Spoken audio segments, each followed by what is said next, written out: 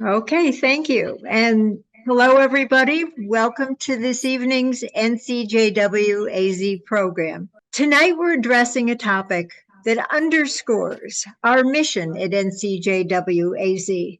The sanctity of bodily autonomy frames our social justice agenda and our advocacy initiatives. From access to the full spectrum of reproductive health care and the right to make one's own medical decisions about one's body, to the freedom to determine one's gender identity, sexual preference, and of course, to our longtime work toward ending sexual and domestic violence. That, as most of you know, is the reason we opened our signature project, Ruth Place, a unique community access, trauma-informed program to empower and heal survivors of sexual violence. Feminists have long sounded the alarm on the use of rape as a weapon of war, and sexual violence as a weapon of war has plagued women all over the world, from the Congo to Yemen to Ethiopia to Syria to the Ukraine. When 276 female students in Nigeria, ages 16 to 18 years old, were kidnapped by Islamic terrorist group Boko Haram in 2014, protests were held across the world in major Western cities under the hashtag Bring Back Our Girls. Yet, on October 7th, when Hamas tore through Israeli communities and military bases and the bodies of murdered women and girls bore evidence of brutal rape, gang rape, sexual torture, and mutilation, international feminist organizations and human rights organizations failed to respond. Yafat Britan, an Israeli law professor, noted that the victims had been silenced twice, first by Hamas on October 7th, and then by the silence of the very UN organizations that were entrusted with the mandate of protecting them. There were clear signs of sexual abuse from the very first moments of the attack, and yet, as evidence mounted, the silence remained. It took the UN Women, the agency that has the mandate to look out for women's rights globally, 8 weeks before issuing a perfunctory statement saying it was, quote, alarmed by the accounts of gender-based atrocities during the attack of October 7th. And as for other human rights organizations, the website of Human Rights Watch said nothing. No word about the rapes from Amnesty International. Nothing that can be found on the website. Very proudly, National Council of Jewish Women was one of the first organizations to call for UN condemnation and global accountability. Here's what our CEO, Sheila Katz, had to say when she testified at the UN. And when evidence emerged indicating the use of rape as a weapon of war by Hamas, the voices we expected to speak up fell into the loudest silence we could have imagined. There we go. Thank you, Jen. And so, when there was no immediate global or United Nations response, everyone wondered why. Was it anti-Semitism against Israeli women who were perceived in some circles to be oppressors? Was it the age-old victim blaming and denialism of sexual violence that we see every day in our communities? As a former prosecutor of the Bosnia case once said, not everyone in the world believes rape is serious. So tonight we will explore why sexual gender-based violence meets silence with our noteworthy panel. We have Dyan Mazurana, a research professor at Fletcher School of Law and Diplomacy and a research director at the Feinstein International Center, both at Tufts University. Her research focuses on women, children, and armed conflict, gendered dimensions of humanitarian response to conflict and crisis, documented serious crimes during conflict, and the accountability, remedy, and reparations. We have Rachel Faulkner, the National Director of Campaigns and Partnerships at NCJW National, where she oversees our organization's work to mobilize Jewish communities across the country around social justice issues that affect the lives of women, children, and families, including reproductive health care access, gun violence prevention, violence against women, immigration, anti-Semitism, and more. And Rachel is also an anti-racist educator, an organizer in the Jews of color community. We had hoped to have with us, and I'm still hoping she might sign on, Dr. Camea Peca, the program director of Ruth Place, our Sexual Violence Trauma Recovery Center, and a trauma-informed trainer, educator, and coach at the Arizona Trauma Institute. Unfortunately, she texted me earlier this evening that she wasn't feeling well. She was going to try to rest and jump on. So we're still hoping that she will be able to join us at some point. And of course, we have Julie Gunnigle, an advocacy and women rights attorney, former prosecutor in Cook County, Illinois, a past candidate for Maricopa County attorney, and our very own NCJW AZ Vice President of Legal Affairs. So welcome to our panelists. And again, if Dr. Peca is able to join us, we will immediately spotlight her in with the panel.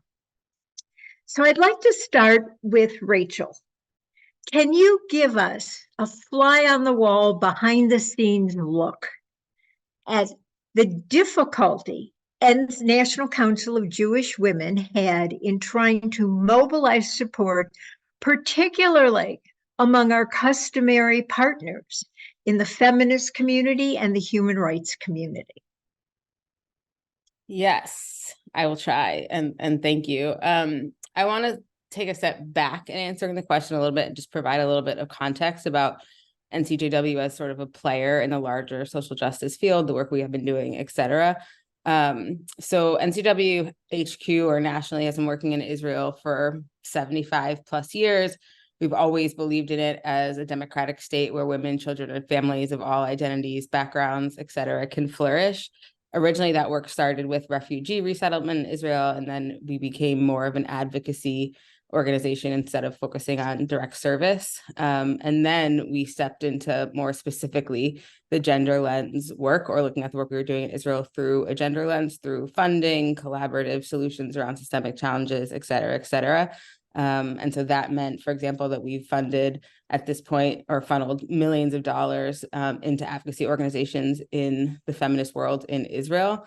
And I think that I give that context as sort of a backdrop because when October 7th happened, a lot of our partners were like, you do work in Israel. And we were like, we've been at the table with you for years and years and years and years. And that's always been a huge pillar of the work that we do. And it's come up in smaller ways in the work that we've done in partnership, but all of a sudden it was like our partner orgs had all these questions about the work that we were doing in Israel. And for us, it felt like it was always front and center, even in those partnerships in the secular and non-faith world in the US. And so when we had, as we had that gender lens focus and we're developing it in Israel, and October 7th happened, in some ways we were really just trying to be responsive to the million things that we need to be responsive to, and also really hold that gender lens value, that gender lens perspective, really make decisions with gender at the forefront of everything that we were doing, while also navigating like trauma and shock and like the impossibleness of the moment. And so we were doing like so many things at one time, and that like secondary trauma and like the first, like all of it was happening all at the same time. And we were almost like making to-do lists and like checking them off in like a very strategic and like almost like statistical way. And at the same time, really trying to sit in these partnerships and like see the humanity of the people that we were trying to mobilize to be responsive to us. As the reports of the attacks got worse and worse, to be honest. We realized that they were like more and more brutal day after day. Like we started hearing about live streams of murders, obviously the gender-based violence, et cetera, et cetera. Like I felt, and I think as an organization, we felt like we were like screaming in agony into like a silence. And it was like, we looked to our partners to be like, look at what we're experiencing. And we were just like hearing nothing, or our partners were willing to send us like the one-on-one email, but not make a public statement, or they would call and say like, I hope you're doing okay. And almost feel like the phone was like away from their ear because they didn't actually want to hear our response. And so there was like it's like private support that we felt a little bit, but it never came with like the gumption or the force or the like public nature that we really needed it to. And so in some ways, I think, to be honest, like the answer to your question is that when we faced the silence, we just like kept moving. And the other part is that we tried to stay at the table and really like have deeper conversations about like what the silence was about, why the silence was there. And so like, as those two tracks were happening, like literally on one day we would be like making gifts to like the National Milk Bank in Israel to ensure that like babies were being fed, and telling a partner like, how come you care about like babies in the US, but it doesn't seem like you care about babies in Israel? And like, where is like this devaluing or this like equating of life happening, and how can we dive deeper in it? And then sometimes it was talking about like the statistical or like even larger sort of picture of what's going on in Israel, and trying to like advocate that way. So we were thinking about in conversation with our partners, like there are no women in decision-making power in Israel right now. There are women that are leading like all of these civilian efforts, from the moms of hostages, who are like the loudest voice right now that you'll hear in terms of hostage release. The Hostage Family Forum is led by women, et cetera, et cetera. And so trying to talk to our partners about that, like it almost felt like we were doing the work and like angling these different messages with our partners and trying to be like, hey, like, where is there synergy here? Like, just pick the one spot. And it kept being like us doing that work and being like, hey, we're doing this work. Can you like, is this the one spot that you feel like you can join us in? And we just like kept getting nothing, to be honest. Like, there felt like there were all these different ways, and like ways that would resonate with one specific org and not the other. And like, oh, we finally found this like one thing that we know this org is passionate about in the US. So like them being passionate about in Israel feels like a natural fit. And then it just like wouldn't. And so like time after time after time, we were like, we'll just do this ourselves. And I feel like we almost got into the practice of just doing it ourselves outside of those partnerships, which is just like antithetical to what NCJW has done and been as an organization. When we launched the hostage campaign letter, we reached like 10.8 million people. Almost every single signer was Jewish. When we did the UN special session that got like 80 million views, we begged our non-Jewish partners to show up for that. Very few ended up in the actual hall at the UN. And so I think like we're still, to be honest, really struggling with how to engage our partners in a way that feels right for them, feels right for us, and feels like the partnership that we felt like we were in pre-October 7th.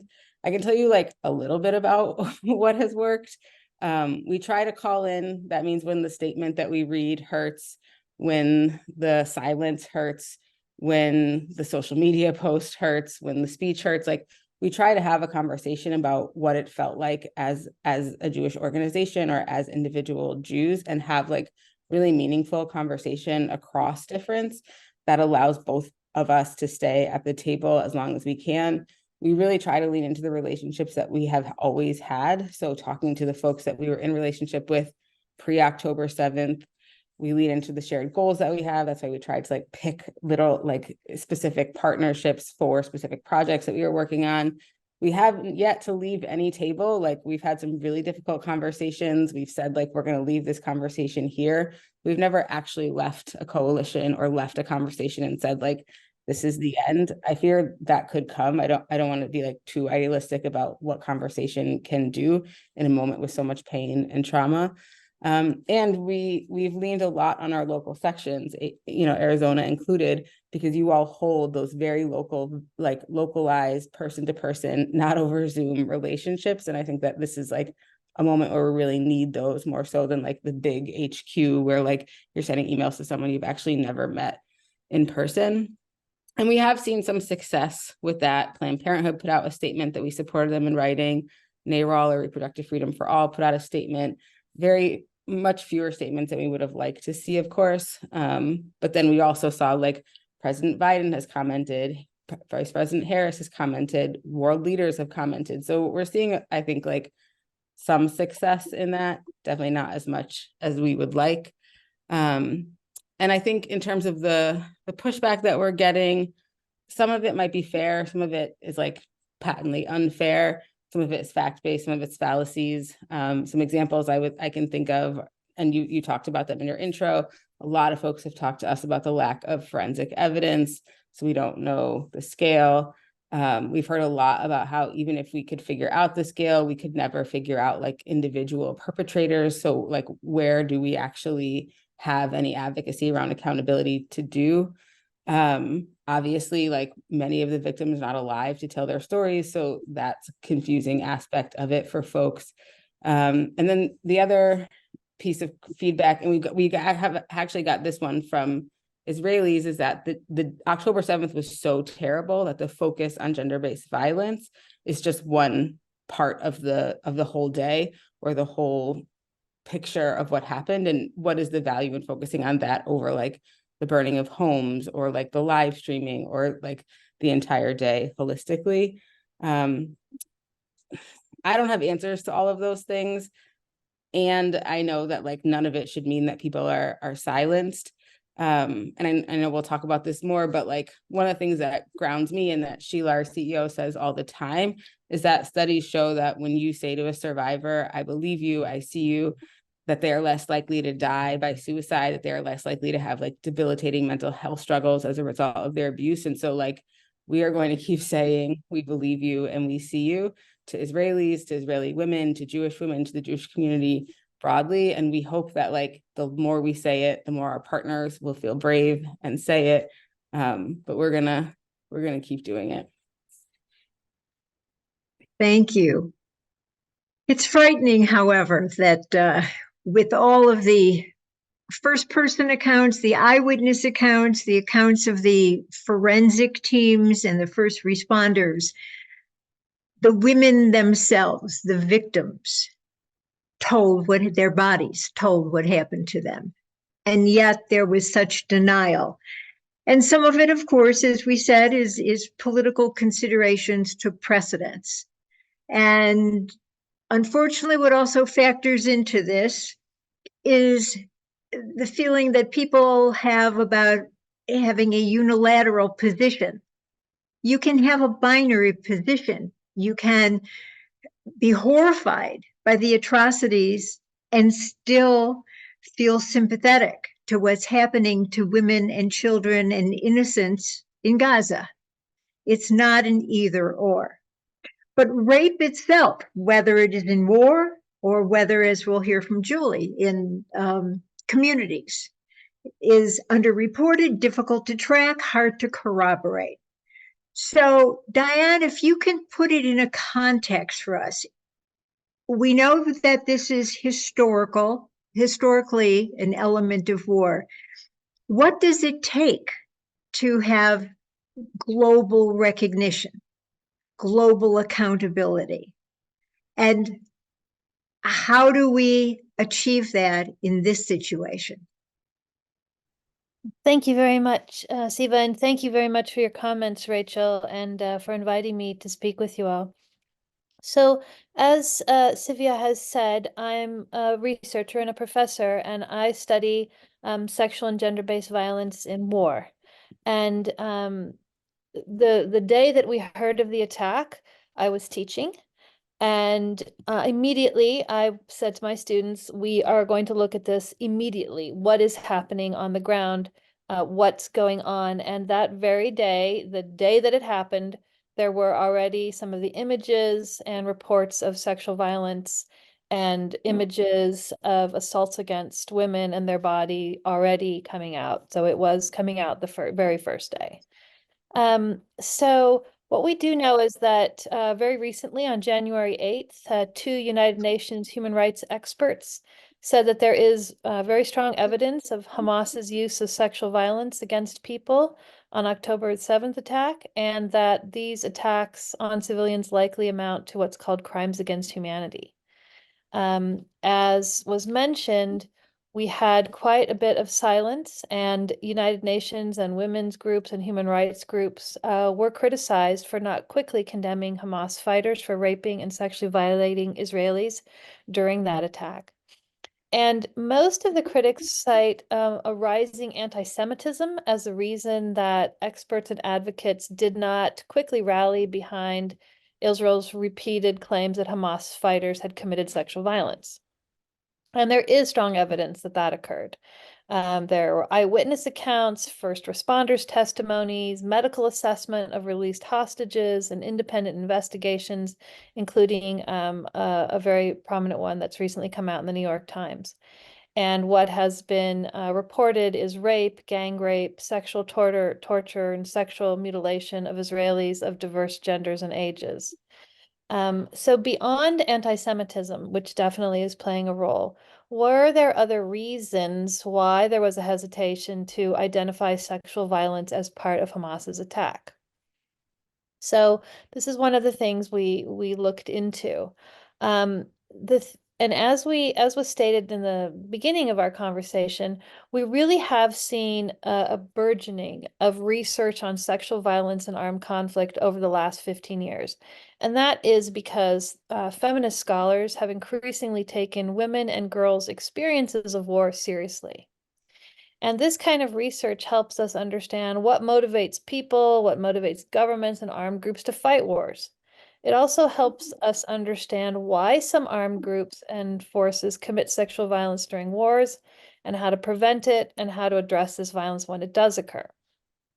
So we do know that armed forces and armed groups sometimes intentionally use sexual violence to carry out attacks and to achieve their military goals. This is what we have this term called rape as a weapon of war, where rape is used as a method, as a means to carry out and achieve military goals. And we have seen that rape can be used to terrorize and brutalize civilians of the opposing side. It can destroy the morale and fighting spirit of enemy forces. It's a very potent weapon to motivate populations to flee instead of fighting back. And we have seen, very recently, large-scale, systematic sexual violence being used against civilians in the attack against the Israelis, in the wars in Ethiopia, Ukraine, and Darfur.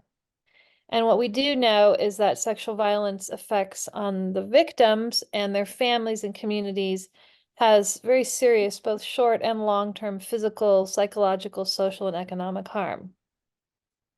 So one of the reasons that that there could have been some hesitancy for calling out sexual violence in the attack is because, unlike what we often think, rape and sexual violence is not ubiquitous. It does not always occur in armed conflict. And so there is a very good publicly available data set on sexual violence in war. It's called the Sexual Violence and Armed Conflict Data Project. It's started by Dara K. Cohen. She's a professor at Harvard at the Kennedy School of Government. And she and her team basically analyzed 189 armed conflicts in 86 countries from 1989 to 2021. And they are documenting reports of rape, sexual violence, forced prostitution, sexual torture, and other sexual crimes. So when you look at this data set, there's several reasons it's important, but one of the reasons it's important is that you see that first, sexual violence occurs in about half of all the armed conflicts. So what it means is that half of those 189 armed conflicts, there are not reports of sexual violence being used. And secondly, when you do see sexual violence being used, it is used by some, but not all the groups fighting in the conflict. And it's also not consistently used. The third thing that's important and surprising to many people is that government forces are actually twice as likely as rebel and insurgent groups to use sexual violence. And we do know, there are armies that are very notorious for their use of sexual violence. The armies of Myanmar, Russia, Syria, they're notorious for their sexual violence against civilians. Now, importantly, although rebel groups are less likely to use sexual violence, when they do use it, they're statistically significantly more likely to use widespread and systematic sexual violence. Now, this matters as we think about the case with Israel and Palestine. So previously, after the research is really clear, after 1948, in the conflict between Israel and Palestinian groups, there is very low levels of reported sexual violence committed either by the Israeli military or Hamas.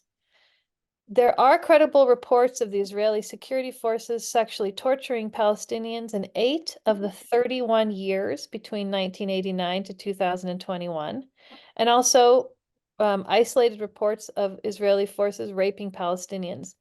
These acts of sexual torture and rape are infrequent, and they're isolated reports, and mostly occurred when Palestinians were detained.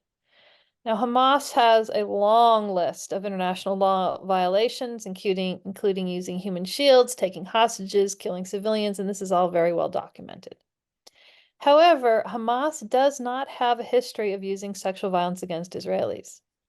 So how do we make sense of this, the many reports now of Hamas's use of sexual violence in the October 7th attack? Well, feminist researchers really give us some good insights here. First is that much of the sexual violence that is used during armed conflict is actually men communicating to other men about their masculinity. It's about men telling other men that they are not able to protect their women and girls or defend themselves. And so male perpetrators of sexual violence use the sexual violence to demonstrate their power over women and girls, but also over the men and boys and the victims' families, and symbolically over the larger community that they're fighting against.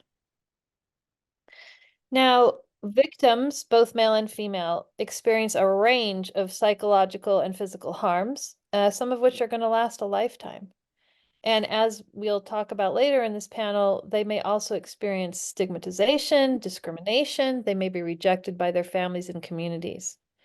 Some of the victims are going to become pregnant. In some cases, they'll terminate their pregnancies, but in others, they will give birth to children born of a result of rape. So when Hamas sexually brutalized the women and men that they raped, and there were very clear reports that women's genitalia and breasts were severely mutilated, and that Hamas reportedly shot and killed women while or after they raped them.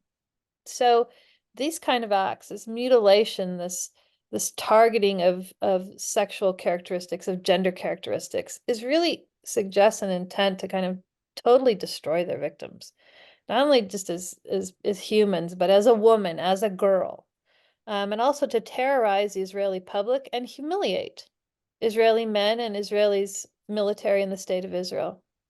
And we know from Hamas's leadership interviews that they wanted to provoke Israel to engage in what they said, quote, engage in a permanent state of war with Hamas. And in doing so, they wanted the attacks on Gaza. This helps Hamas consolidate power and helps keep the Palestinian crisis alive. So one of the questions that's asked is, well, is this use of sexual violence part of a predetermined strategy, or are they just men out of control, operating opportunistically? Well, what we know is that Hamas mapped and planned the attack with painstaking detail at least a year in advance. And we also know that they carried out an intense day-long exercise that mimicked the actual October 7th attack. So given this level of planning and Hamas's previous lack of use of sexual violence, it is highly unlikely that the sexual violence Hamas committed against Israelis was the result of some men who went rogue. More likely, we're looking at sexual violence as part of Hamas's war tactics and strategies, meaning they intended to do this. And so now the UN and the International Criminal Court are rightly investigating Hamas's use of sexual violence as possible war crimes and crimes against humanity. And finally, just to say that under international law, surviving victims and their families have a right to justice and a right to a range of assistance to aid in their recovery. And in particular, families of the victims who are killed have a right to information about what happened to their loved ones. And throughout it all, everyone who's affected by sexual violence has a right to be treated with care and dignity. So I'll close with that and, welcome more discussion later. Thank you. Absolutely. Thank you, Dyan. And of course, the ideas that you've presented in terms of power, control, the stigmatization of victims is also what happens every day in our communities. It is not something confined to conflicts. It is not aberrant, but the seeking of justice, the desire for justice, is what we see failing in our local communities as well. And so we thought it very important to tie the two together in this program, that it's not just the global atrocities in armed conflicts, but it's the day-to-day violations that go unheard and unattended, if you will, in our communities. So, Julie, again, we talked about that there was evidence here, even though there was such denial on the part of the global community and such disbelief and resistance to actually substantiating it. As someone in the courtroom, as someone who deals with women's advocacy, women's rights, and the justice system all the time, how does that manifest here particularly, where we know that there has been a backlog of rape kits, for example, in Maricopa County? Sure. I mean, it's not too different than some of the violence that's happening here at home. And I think the greatest service that we can do for survivors is to start to uncouple and publicly uncouple our belief that believing victims equals a guilty verdict, and that a guilty verdict is the only way to know whether or not a survivor should be believed, because our legal system in and of itself creates a lot of the trauma surrounding sexual assault. So I'll be brief and kind of give you what's happening in the world of statistics here at home. I'll note for you first that this idea about evidence when it comes to sexual assault really is unique to the crimes that face women. It really is confined when you hear this phrase, he said, she said, you hear it more often in cases of sexual assault, where 90% of the victims in Arizona are female and identify as female. And you hear it in domestic violence cases.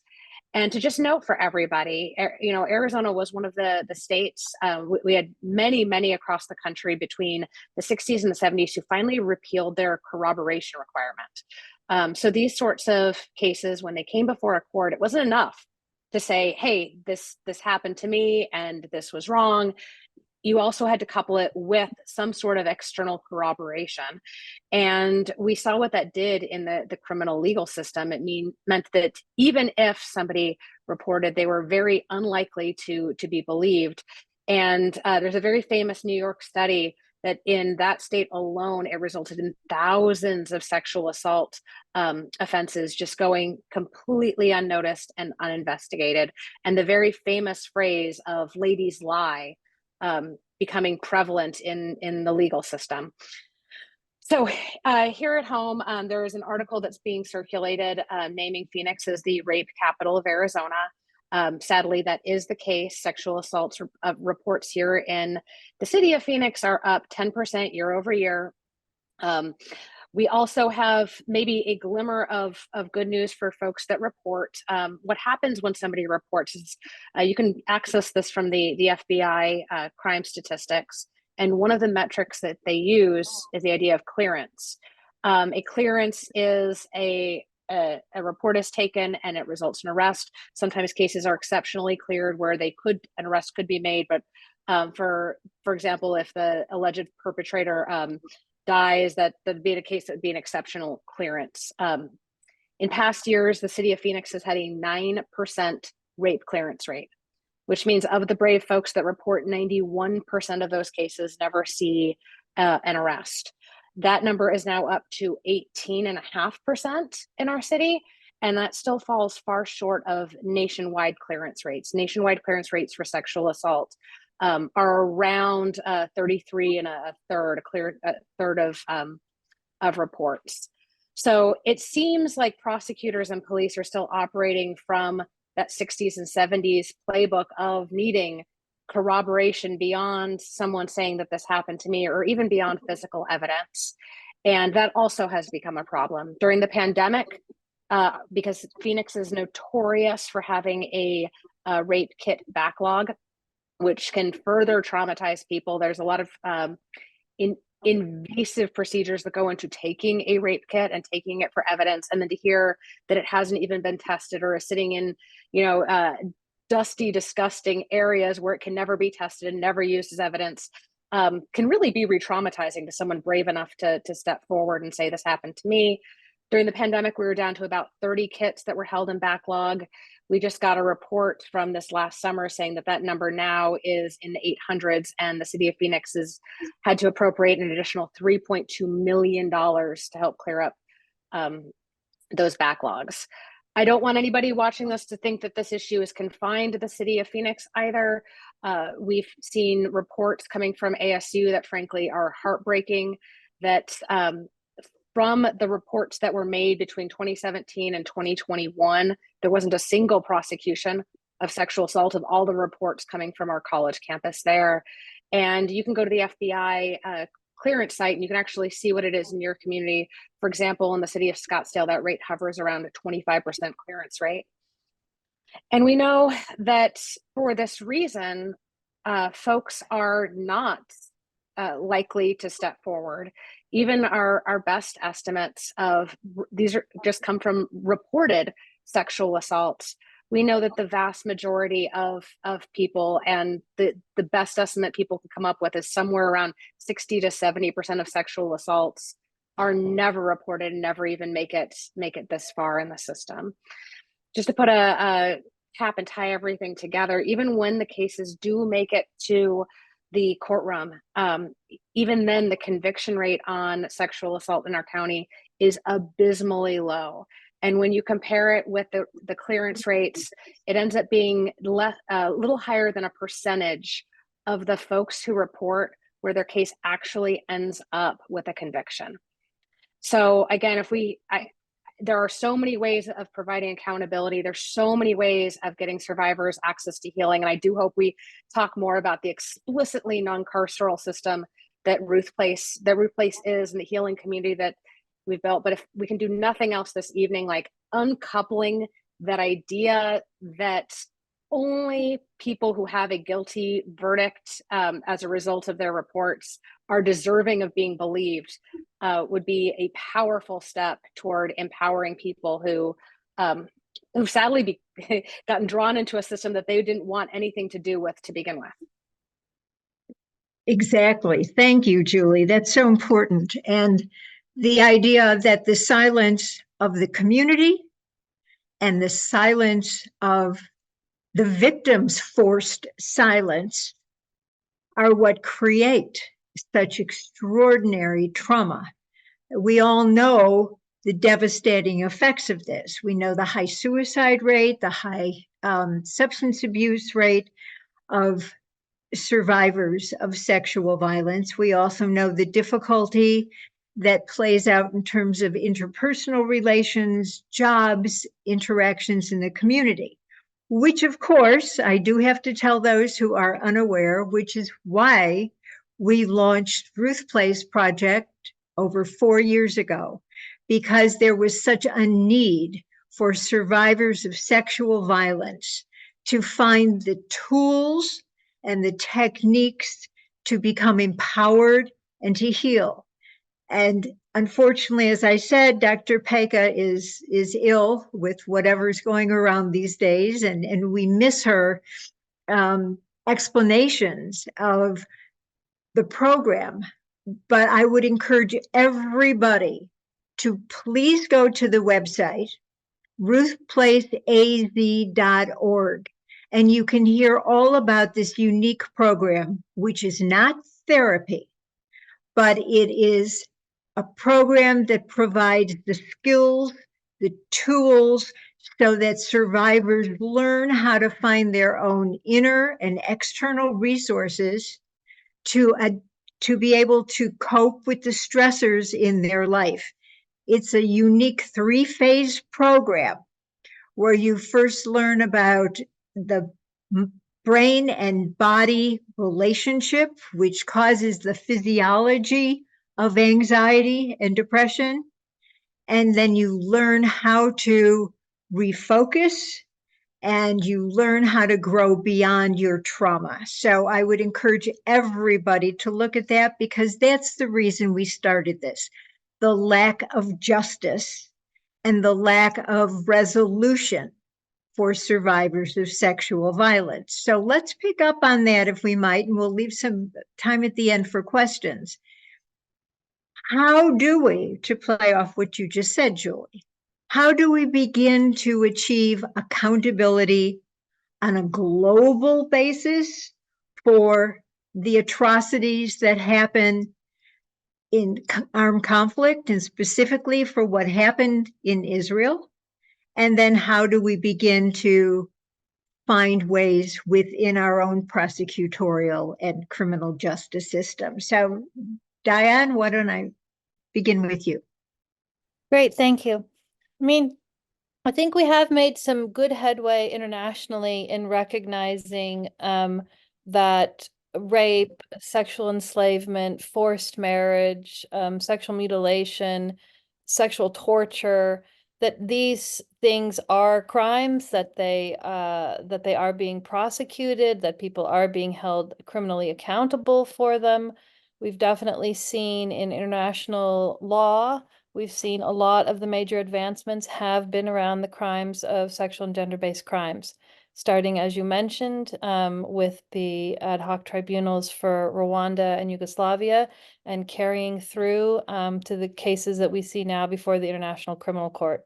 We've also seen major advancements in the Rome Statute, which is the statute for the International Criminal Court, where we have sexual and gender-based crimes that can be considered war crimes, crimes against humanity, and crimes of genocide. We've seen that sexual and gender-based violence have been found in international tribunals to constitute crimes of torture, war crimes, crimes against humanity, crimes of genocide. There is a strong international feminist women's rights movement pushing for and advocating for this. I think it's one of the things that Israel needs to take notice of is that the forensic teams that did the initial investigations clearly were not trained to look for these kinds of sexual and gender-based crimes. And we see that this happens very often in international fora and courts as well. You need to have people like Julie. You need to have people who are trained in investigating, documenting, prosecuting sexual and gender-based crimes. Then you go to these kind of scenes, that evidence is immediately collected because you have people with this expertise. So there has been a lot of movement. We now have the UN Special Representative on Sexual Violence and Conflict. We have different special rapporteurs focused on sexual violence. And I think it is interesting and telling that the pressure from international women's movements and international women's groups and local and national women's groups pushing on these issues has made it that when you are accused, you, the armed group, or you, the government, are accused of sexual violence, you become a pariah. You see governments and armed groups saying, no, no, no, not us, we didn't. So that there is that level of stigma and there is that level of kind of unacceptability. So I do think that we do see this growing. And, I do think that we definitely will see investigations and prosecutions going forward on the case against Hamas for the use of the sexual violence. And I think there's a lot of things I think about with this, but I think Hamas very strategically in the videos it released, in who it chose to kidnap, very much targeted women and children, very much targeted Israeli women and girls, showing grandmothers, showing women, showing young women who we now know Israeli women who were dead, but parading their bodies around as if they were alive. Really strategically thinking about how to terrorize and humiliate the population through the use of these women's bodies. And now, finally, we are having a strong response against that. And was very, very much too late, very much too slow. But as the evidence is coming out, it is so horrifying and so horrific what has been done. I think this will turn much of opinion against Hamas and what they have done. You can't, the details that are coming out are so horrific. And so this, I think, is an important push towards this is completely unacceptable and people have to be held accountable. Thank you. But yet, despite all the evidence, which has been very graphically detailed, particularly in a recent, as you said, the New York Times investigation, there still are sectors that are in disbelief and that say the Israeli government fabricated all of this as an excuse. So how do we build a community of support and outrage, Rachel? How do we, even though we have some printed statements now, even though we slowly are getting some groups to acknowledge what happened, how do we build the coalition for accountability?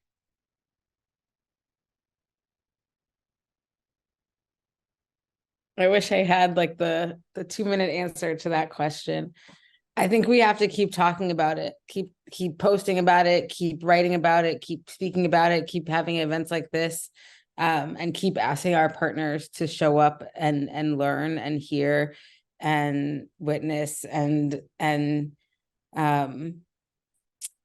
almost like in a constant cycle in a way that both honors the stories and ensures that the stories are out in the world in a way that alarms people enough to move to action.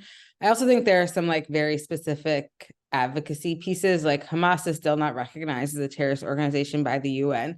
Like that feels very tangible and immediate, and it has to happen immediately. Like I needed to happen yesterday. We all needed to happen yesterday. There are still some like very specific advocacy goals on the table that we can be doing both in coalition and individually. And the second thing I think, or the third thing I think, is that sometimes we underestimate our own power in the relationships that we have.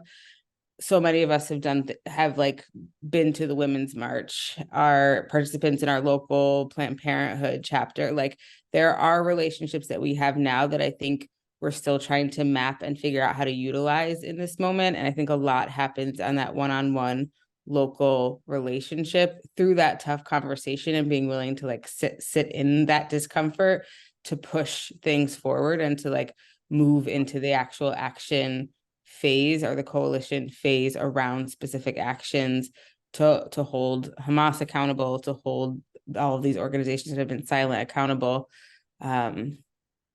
Yeah, but I mean, I don't have all the answers. I wish I did. Well, I don't think anybody does, but it is noteworthy that the issues and the agendas are intersectional.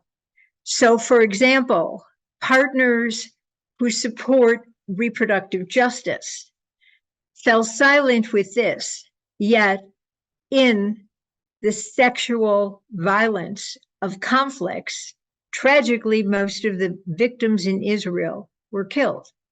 But in the Ukraine, for example, pregnant women who had been raped by Russians are showing up and have been showing up for the past year and a half in Poland.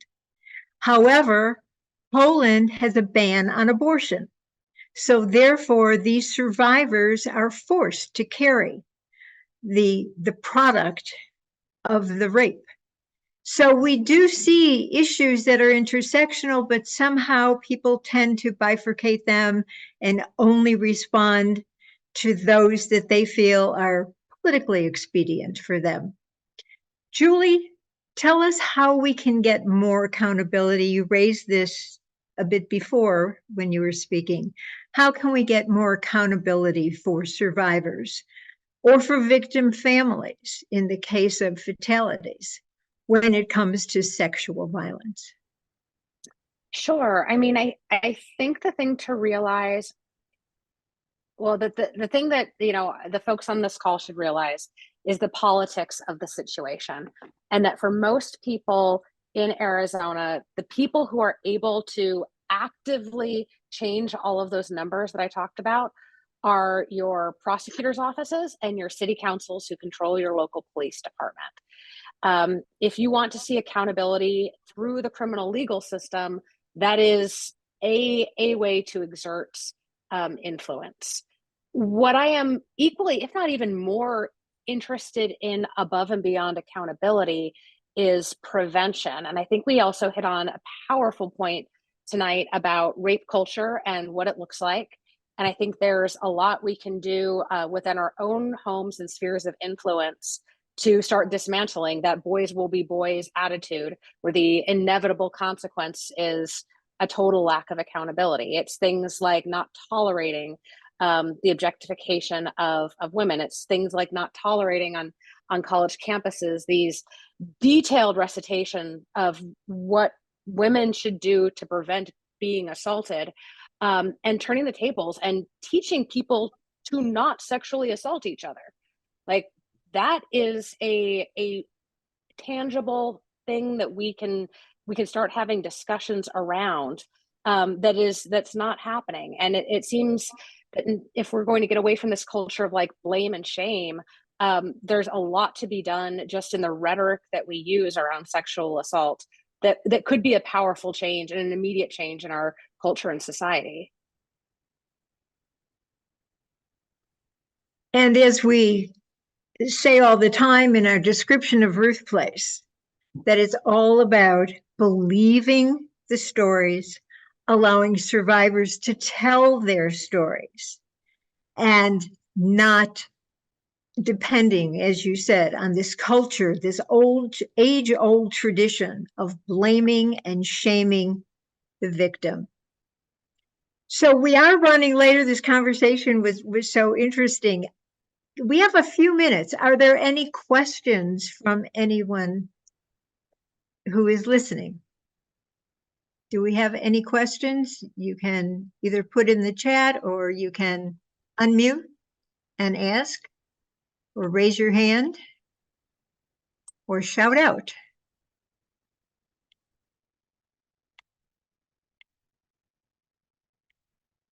Nobody? Please feel free to put questions in the chat. And if there are none, then Jen Rogers, I think that we can close with a very powerful video that NCJW had made in partnership with other organizations who finally participated in the UN hearings. Thank you all for attending, and we look forward to you sharing our program, which will be up on YouTube, viewing our Ruth Place website so you can understand how this unique program attempts to empower and heal survivors. And let's hope that we can get justice for survivors across the world and for the victim families in Israel. And with that, we'll listen to this very powerful video. Thank you. All humans everywhere, from the United States to the United Nations. At a time when the world is more divided than ever, and war and aggression are claiming innocent lives every day. Can we at least agree on one thing? One thing: One thing. rape has no place. in peace, And in war. Rape is not an inevitable part of a conflict. Yet women's bodies have been treated as battle prizes. Not just in the past. both recently in Ukraine, in Ethiopia, And of course, in Israel. A survivor of the October 7th attack testified about witnessing Hamas terrorists gang rape a woman. They cut off the victim's breasts before shooting her in the head. Mid-rape. The evidence is irrefutable. Autopsy shows sexual mutilation. And there are recordings of Hamas terrorists admitting to these rapes. It's reprehensible. It's incomprehensible. Still, we can't look away, and we must speak out. Since the victims can't. Rape won't stop until we do something to stop it. All of us. Because united we stand, but divided, victims everywhere fall. United, it's time to loudly condemn sexual violence And to call on leaders around the world to investigate and prosecute these monstrous war crimes. It's time for all humans everywhere. All humans everywhere. All humans everywhere to be united. United. United. United. United. United against rape. Again, I want to thank all of you for participating, and I especially want to thank our panelists for their informative insights and explanations. Dyan Mazurana, Rachel Faulkner, and Julie Gunnigle. Thank you all, and good night.